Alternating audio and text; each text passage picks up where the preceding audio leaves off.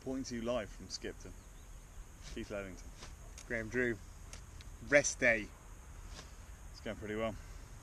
Yeah, give us your overall thoughts on how things are going. For the ride in general or today? To general. To general. To generally, things are going pretty well. I think my mental state is holding out, my legs not so much.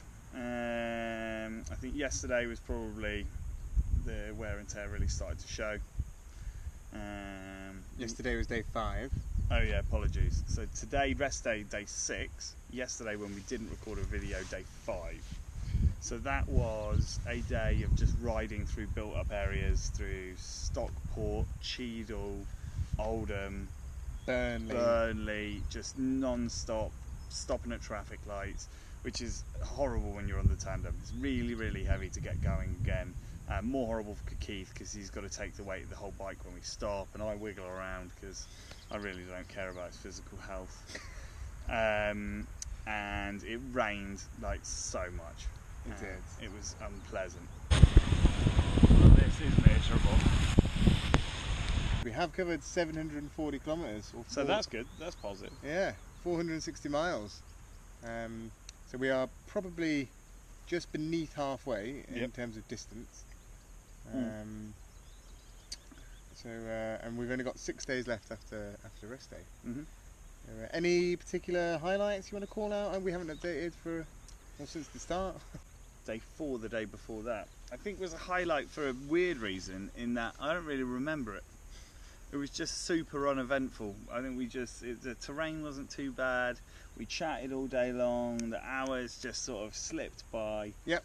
147 kilometres. Just we stepped off the bike at the other end. Just didn't really feel too bad. Yeah. Rolo came along. Adam came along, and his girlfriend Natalie. My parents came along. Your parents were there. My cousin Katie and her husband Brian. Had a really good time. I ate some fish and chips. You had a little bit of wine. I drank too much wine, is what happened. And then it's weird that I then had the worst day of the ride. So what I'm doing today on rest day is this is the last of a bottle of red that I'm drinking in the sun, having drunk no water. We should really drink some water. Athlete. So we haven't totally rested, although it's a rest day. We still got the opportunity to spin our legs. So we took the tandem.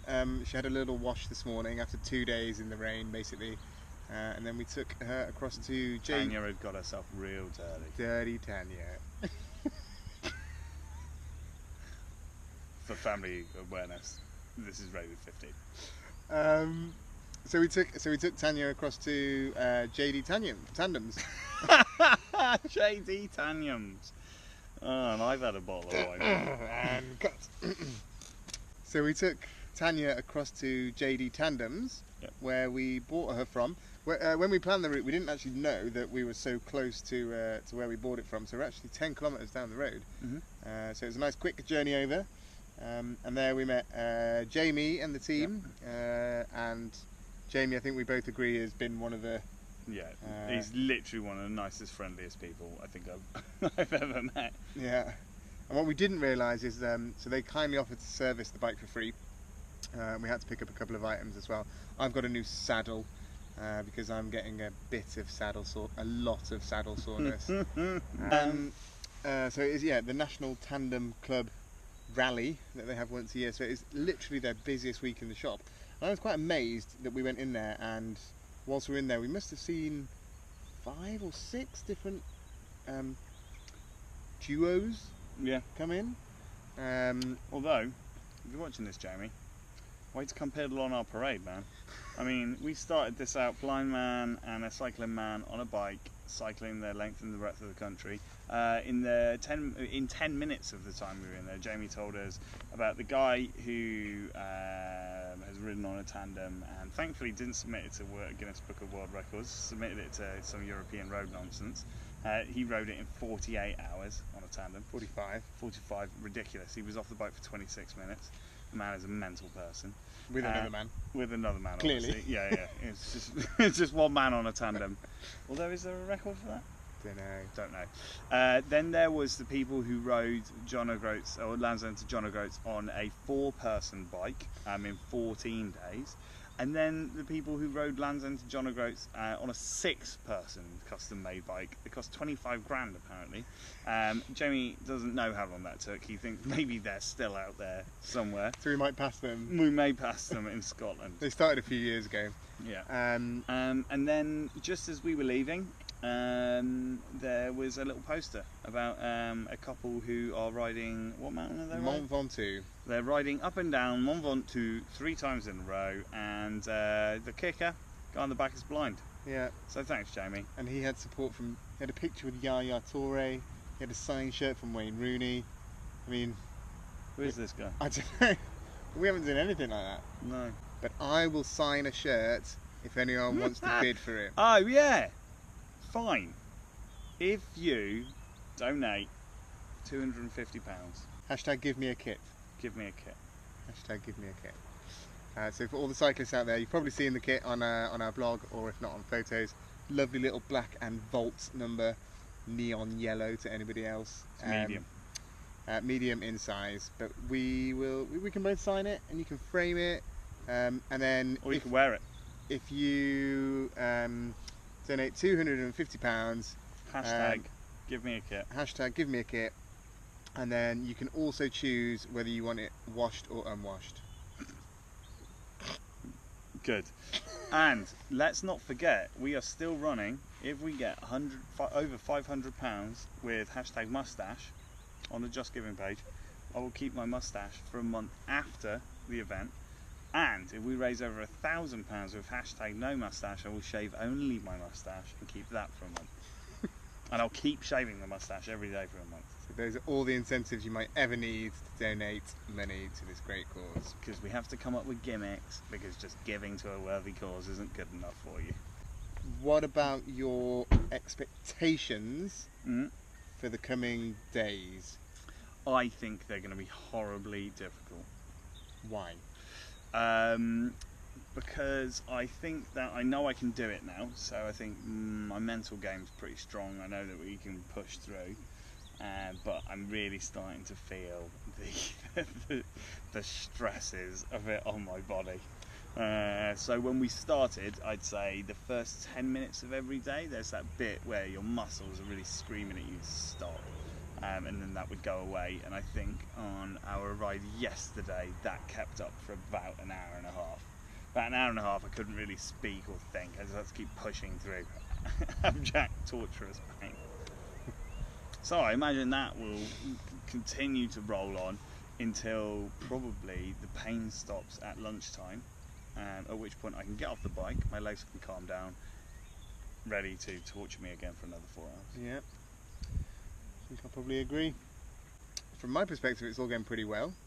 I think, so we're not allowed to read each other's blogs, so you guys have got a better perspective on what we actually think about each other at the moment, I'd imagine.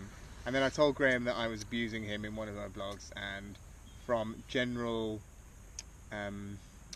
feeling that I've got from commentary on social media, I think you might have had a bit of a jab back. Yeah, So I was being, as you'll all know, vlog fans, I was being pretty bloody nice in the first 2, and I was the only one writing on the goddamn blog. I think generally I've been annoyingly impressed by Graham's ability so far. And my constant positivity. Apart from when my friend to throw Keith off the bike for going up a hill in gear I found difficult. Yeah. But it came from a positive place. That was a personal highlight of mine, I think. Was it? Grinding up that hill in a really high gear and then shouting, "Here's the pain! This is why we ride!" I was not a fan. So over the coming days, I'm going to progressively try to break Graham through negative talk and gearing too high. And I'm really, really hoping that you're not going to get all of these videos much later in the ride, and we're actually going to sort it today. Because Keith's friend Seb is coming tomorrow, who cycles as well as Keith does, or slightly worse. I don't know what Keith would say. But I fear, Definitely worse. I fear that Keith is going to just hammer the bike so that he can impress Seb, and I'm going to kill me. So we've got Seb riding with us for 2 days. Yeah. Following that, we've got Dave riding with us for a day. In which? Who's just come off the back of his own challenge as well. What did he do? Dave did a 4-day cycling challenge where they covered 270 miles, I think.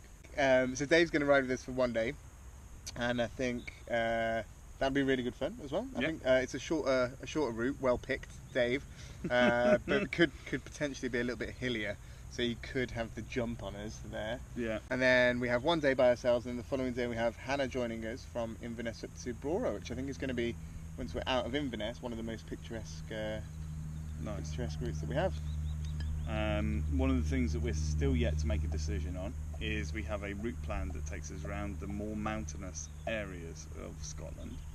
But depending how we're feeling, maybe we'll go up some mountains. Yeah, we might go up instead of round. If you want us to do that, donate £500 with the hashtag mountains, and we will climb up those mountains for you. But I will put in half the effort. Yeah. But generally, I think rest day was needed. Yeah, it was. It really was needed. I think it's been really good for us to just not necessarily like the physical stress of being on the bike, but just like the mental stress. So there we go. So, anything else you want to talk about?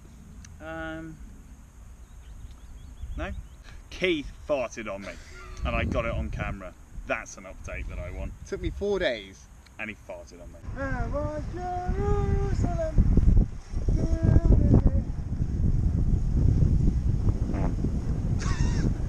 Well, that's on camera. 4 days, Graham. And now we eat beans on toast for every lunch, and now it happens every day. Graham had to take a poo in the woods. So what I hadn't really ever thought about was the fact that obviously when you're on a bike, if you have to answer the call of nature, then you have to find the correct opportunity to get off the bike and answer the call. However, with a tandem with quite a lot of expensive equipment on it, one of us has to stay with the bike, and Graham, with his visual impairment, isn't able to navigate himself into maybe like a pub bathroom. So it's actually easier for Graham to go and poo in the woods. So guys, thank you for your support, your kind messages. I know we sound like a bit of a broken record when we say this, but it means so much to us. Absolutely, and guys, the donations coming through when we're riding, but we do stop and look at where the donations are, and that is what keeps us going. Just seeing that money trickle through while we're doing it, seeing that there's support out there and that we're doing it for a reason. Thank you. Keep following us. Thank you for all of the sharing on social media as well. That's helped a lot. We've had a lot of donations from people that we don't know, so that's starting to add up quite a lot. So please keep sharing the story. Please keep following us and joining us on our journey, and remember to keep those donations rolling in. I'm sure you know the web address already, but if not, it's www.riding-blind.com, and follow us on Instagram at riding_blind.